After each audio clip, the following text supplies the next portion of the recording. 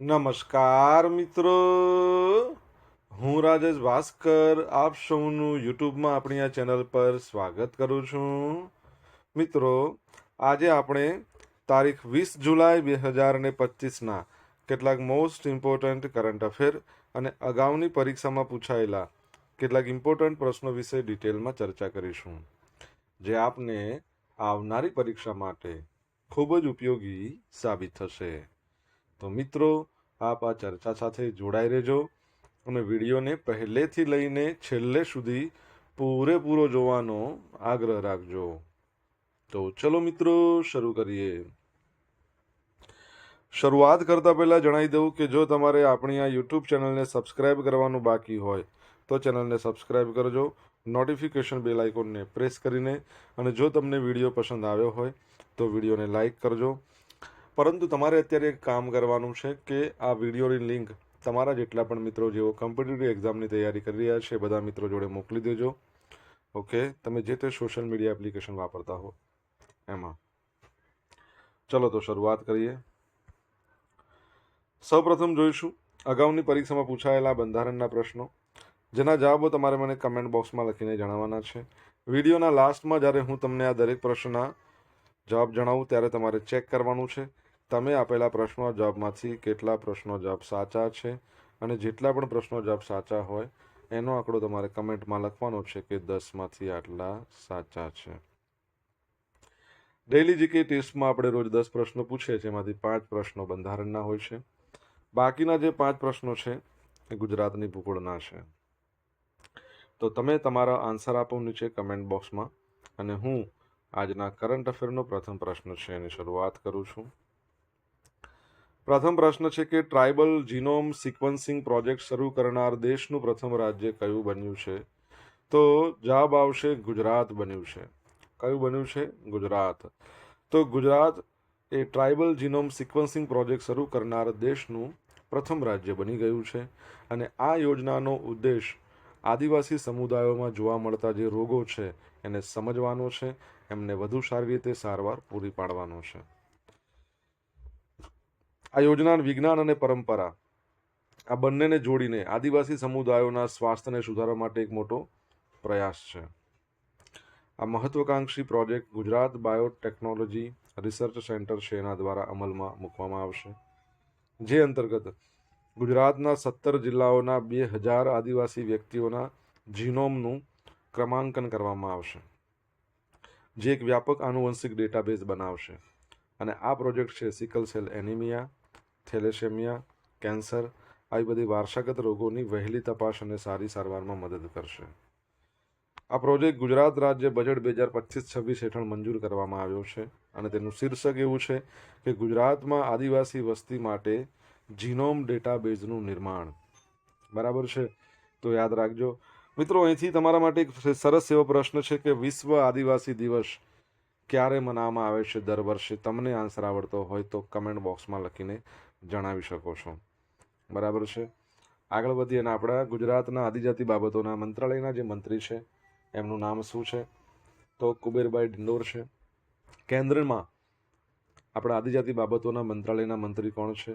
જુવાલ ઓરામ. Okay, આગળ વધીએ. દર વર્ષે આંતરરાષ્ટ્રીય ચેસ દિવસ ક્યારે ઉજવવામાં આવે છે? તો 20મી જુલાઈના રોજ દર વર્ષે, એટલે કે આજનો દિવસ છે. તો દર વર્ષે સંયુક્ત રાષ્ટ્ર દ્વારા 20મી જુલાઈએ વૈશ્વિક સ્તરે આંતરરાષ્ટ્રીય ચેસ દિવસની ઉજવણી કરવામાં આવે છે. આ દિવસ તમને ખ્યાલ હોવો જોઈએ 1924માં 20 જુલાઈના રોજ આંતરરાષ્ટ્રીય ચેસ ફેડરેશન ફીડેની સ્થાપના કરી હતી, એટલે એ તારીખને ચિહ્નિત કરે છે. ચેસને ભારતમાં શતરંજના નામે પણ ઓળખવામાં આવે છે, જેનો ઉલ્લેખ મહાભારતમાં પણ છે. વર્ષ 1966થી ઇન્ટરનેશનલ ચેસ ફેડરેશનની પહેલથી વિશ્વ ચેસ દિવસની ઉજવણી કરાય છે. આ દિવસે વિશ્વભરના દેશોમાં મોટી સંખ્યામાં ચેસ ટુર્નામેન્ટ યોજાય છે, એનું આયોજન કરવામાં આવે છે, અને સન્માનિત જે ખેલાડીઓ છે એમને પુરસ્કાર આપવામાં આવે છે. ફીડેની તમને સ્થાપના તો ખબર પડી ગઈ. હેડક્વાર્ટર એનું લુસાનેમાં છે, અને આર્કોડી ડોકોવિચ એના પ્રેસિડેન્ટ છે. વાઇસ પ્રેસિડેન્ટ છે આપણા ભારતના પ્રથમ જે ચેસના ગ્રાન્ડ માસ્ટર બન્યા હતા, વિશ્વનાથ આનંદ. તમારા માટે એક પ્રશ્ન છે કે છેલ્લે ભારતમાં 87મા નંબરના ચેસના ગ્રાન્ડ માસ્ટર બન્યા? હમણાં રિસન્ટલી જ આપણે ભણ્યા છીએ. શું નામ છે એમનું? કમેન્ટમાં લખો. ભારતનું પ્રથમ એઆઈ કેમ્પસ હવે આંધ્રપ્રદેશમાં ખુલશે. તો ટોચની ખાનગી યુનિવર્સિટી છે બીટ્સ, એટલે કે Birla institute of technology and science, Pilani, એણે જાહેરાત કરી છે કે આંધ્રપ્રદેશનું જે અમરાવતી છે એ અમરાવતીમાં ભારતનું પ્રથમ એઆઈ પ્લસ કેમ્પસ સ્થાપવામાં આવશે. નવું કેમ્પસ આર્ટિફિશિયલ ઇન્ટેલિજન્સ અને સંબંધિત ક્ષેત્રો પર ધ્યાન કેન્દ્રિત કરશે અને 2027માં પ્રવેશ શરૂ થવાની અપેક્ષા છે. 1,000 કરોડના રોકાણ સાથે 1,000 કરોડ રૂપિયાના રોકાણ સાથે આ પ્રોજેક્ટ ભારતમાં ટેકનોલોજી આધારિત શિક્ષણ માટે એક મોટું પગલું કહી શકાય. આ ખાસ કેમ્પસ અમરાવતીમાં કેપિટલ રિજન ડેવલપમેન્ટ ઓથોરિટી દ્વારા આપવામાં આવેલી 70 એકર જમીન પર સ્થાપિત કરવામાં આવશે.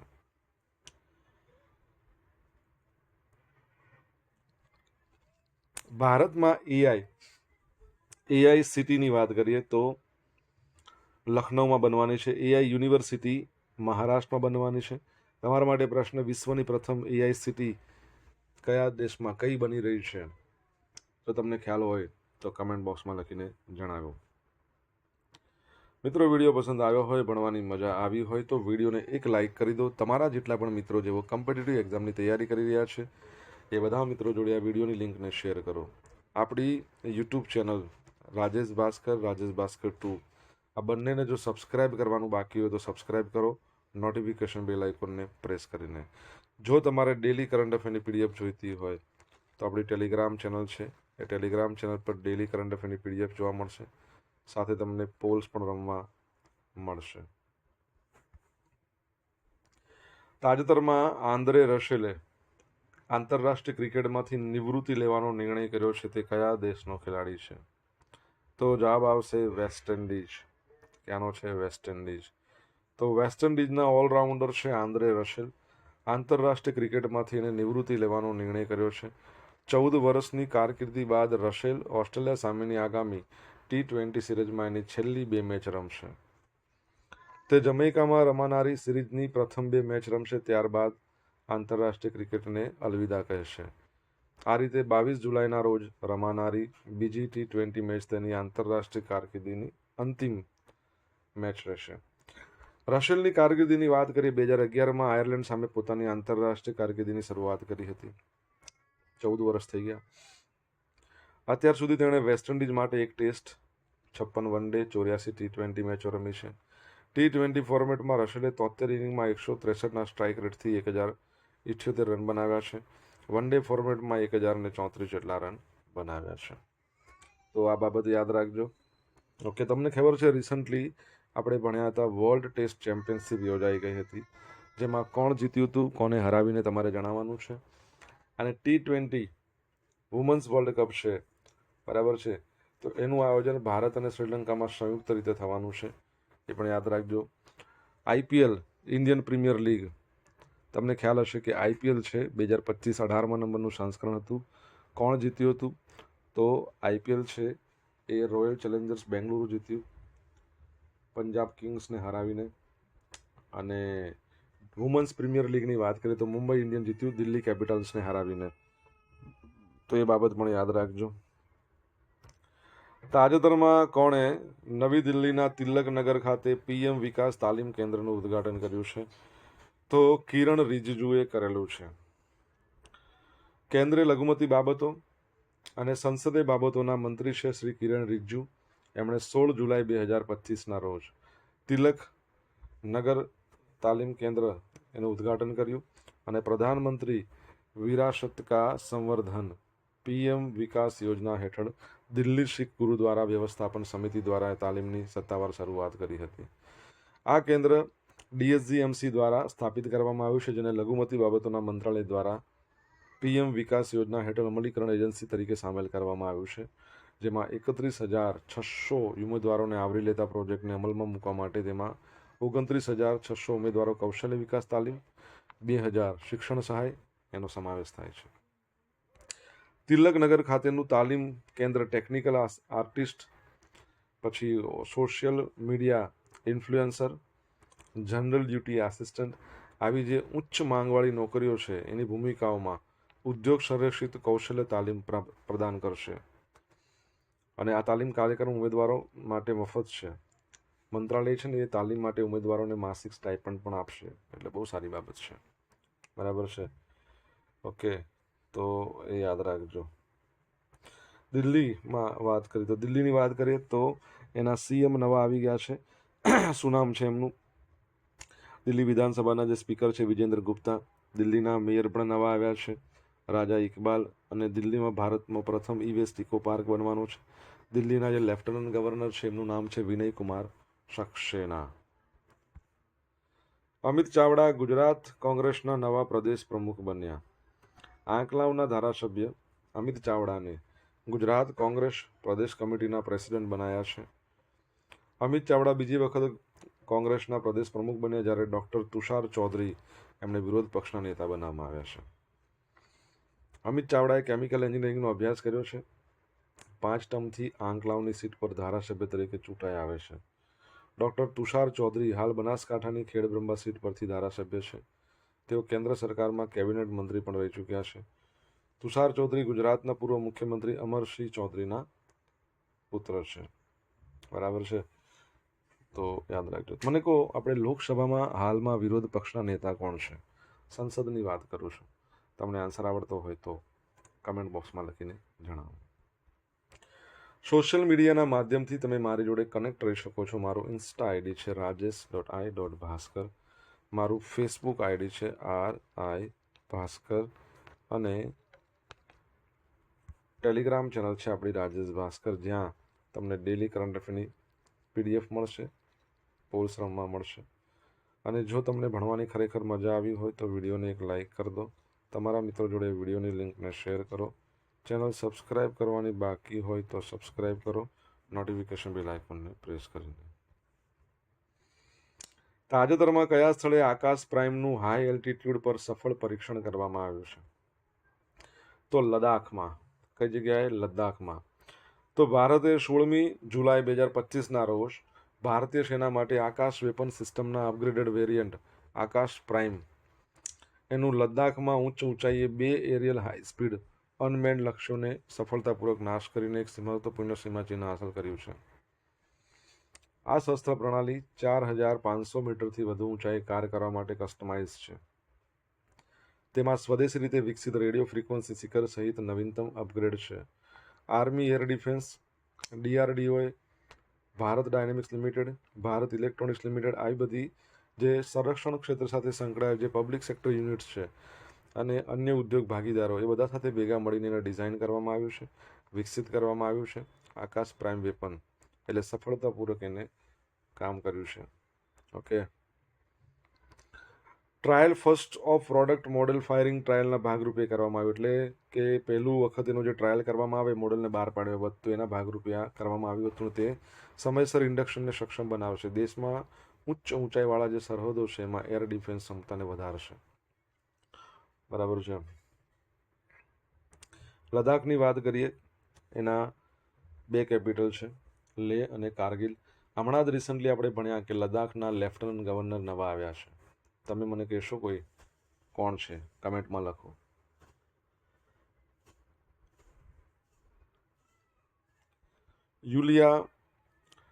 યુલિયા સ્વિરીડેન્કો યુક્રેનના વડાપ્રધાન તરીકે નિયુક્ત કરાયા છે. તો યુક્રેનના જે રાષ્ટ્રપતિ છે વ્લોદોમિર ઝેલેન્સ્કી, એમણે જે પહેલા ડેપ્યુટી PM હતા યુલિયા સ્વિરીડેન્કો, એમને વડાપ્રધાન તરીકે નિયુક્ત કર્યા છે, જેઓની ઇમેજમાં તમે જોઈ શકો છો. યુલિયાએ ડેનિસ સ્મિહાલની જગ્યા લીધી છે.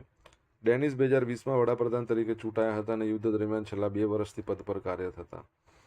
યુલિયાની વાત કરીએ તો 39 વર્ષની એજ છે. અર્થશાસ્ત્રમાં અભ્યાસ પૂર્ણ કર્યા પછી રાજકારણમાં પ્રવેશ કર્યો. 2008માં યુલિયાએ ક્યુ યુનિવર્સિટીમાંથી અર્થશાસ્ત્રમાં સ્નાતકની ડિગ્રી મેળવી. યુલિયા વર્ષ 2020માં રાષ્ટ્રપતિ કાર્યાલય સાથે જોડાઈ. 2021માં એને ડેપ્યુટી PMની સુરસી મળી હતી.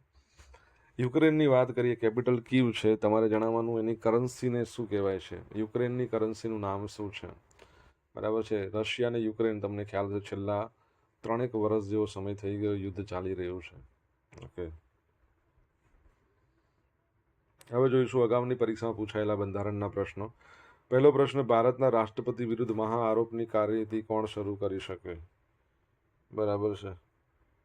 તો લોકસભા, રાજ્યસભા એવું નહીં, સંસદના બંને ગૃહમાંથી કોઈ પણ ગૃહમાં કરી શકે. 61 નંબરનો અનુચ્છેદ છે મહાભિયોગનો. દરેક લોકસેવા આયોગના અડધાથી નજીકની સંખ્યાના સભ્યો દરેકે પોતાની નિમણૂકની તારીખે ભારત સરકાર હેઠળ અથવા તો કોઈ રાજ્ય સરકાર હેઠળ ખાલી જગ્યા વર્ષ સુધી હોદ્દો ધરાવતો હોવો જોઈએ. તો શું આવે? 10 વર્ષ. 3 યાદીઓ, રાજ્ય, સંઘ અને સંયુક્ત, એની વિગતો બંધારણની કઈ સૂચિમાં છે? 7મી. ભારતના સંવિધાનમાં જાહેર આરોગ્ય અને સ્વચ્છતાનો સમાવેશ કઈ યાદીમાં છે? રાજ યાદીમાં છે. જમ્મુ અને કાશ્મીરની સત્તાવાર ભાષા. તો એકચ્યુઅલી પહેલા જ્યારે પ્રશ્ન પૂછાયો છે ને પરીક્ષામાં, ત્યારે ડોંગરી હતી. હાલમાં તમે જોશો ને, ડોંગરી છે, ઉર્દુ છે, બરાબર, હિન્દી પણ છે, ઓકે, કાશ્મીરી પણ છે અને ઇંગ્લિશ, બરાબર છે. આ બધી એની ભાષા છે. કાશ્મીરી, ઉર્દુ, હિન્દી, ડોંગરી, ઇંગ્લિશ.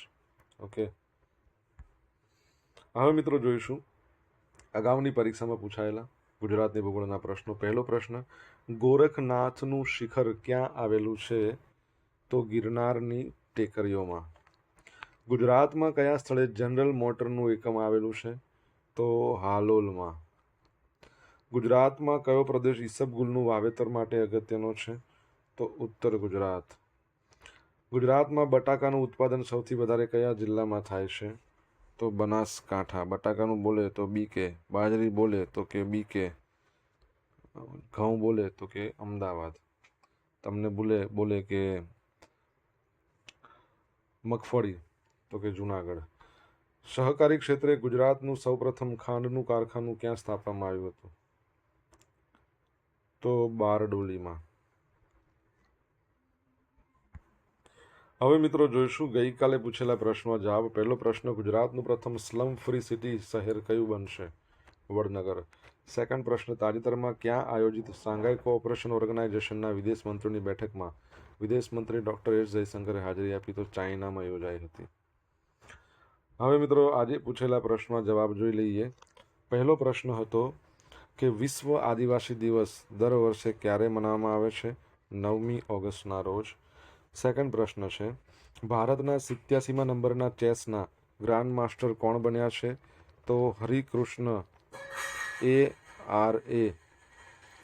ત્રીજો પ્રશ્ન, વિશ્વનું પ્રથમ AICTE કયું બનશે? આબુધાબી.